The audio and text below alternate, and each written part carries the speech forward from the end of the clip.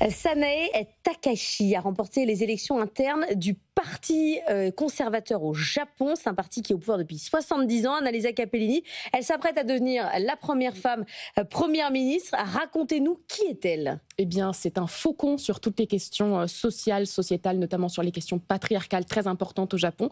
Mais sur le plan budgétaire, c'est plutôt une colombe. Son plan, c'est de mener une politique budgétaire responsable et proactive, je cite un de ses discours, dans laquelle il y a une collaboration du secteur public et du secteur privé. Alors, qu'est-ce que ça veut dire concrètement? Il y a une augmentation des dépenses publiques, il y aura une baisse des impôts et il y aura un assouplissement monétaire agressif, quitte à faire pression sur la Banque centrale du Japon pour qu'elle maintienne une politique monétaire accommodante. Pour Sanae Takahashi, c'est très clair, le rapport de force entre l'exécutif et la Banque centrale est en faveur du gouvernement. C'est le gouvernement qui décide, c'est le gouvernement qui pilote une vision qui a des conséquences immédiates. On attendait une hausse des taux d'intérêt ce mois-ci. Elle sera sans doute retardée. Le but de toutes ces manœuvres politiques étudiées par Takahashi, c'est celui de stimuler la croissance, de faire descendre encore un peu l'inflation qui est encore trop proche de la barre des 3%, mais surtout de passer d'une inflation par les coûts à une inflation par la demande. Ça ressemble aux Abenomics. Elle était proche de Shinzo Abe. Absolument, c'était une fidèle de Shinzo Abe décédée il y a 3 ans. En tout cas, c'est ce qu'on lit dans une bonne partie de la presse économique japonaise ces dernières heures, c'est qu'elle s'inspire très largement des Abenomics. Or, il y a un problème.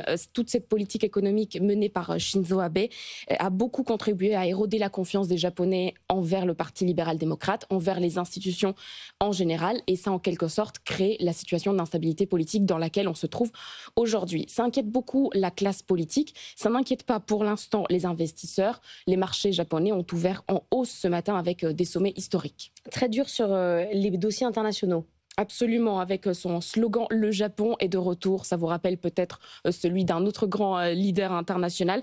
C'est là que s'exprime tout son nationalisme. Il y a un pays dans le viseur de Takahashi notamment, c'est la Chine. Les relations entre Pékin et Tokyo sont très tendues en ce moment. Son arrivée au pouvoir risque de ne pas les améliorer. Elle défend très explicitement Taïwan. Elle est très agressive vis-à-vis de Pékin, notamment sur les questions mémorielles et historiques. Mais il y a une réalité économique, c'est que les entreprises japonaises ont besoin de la Chine, ont besoin d'exporter vers la Chine.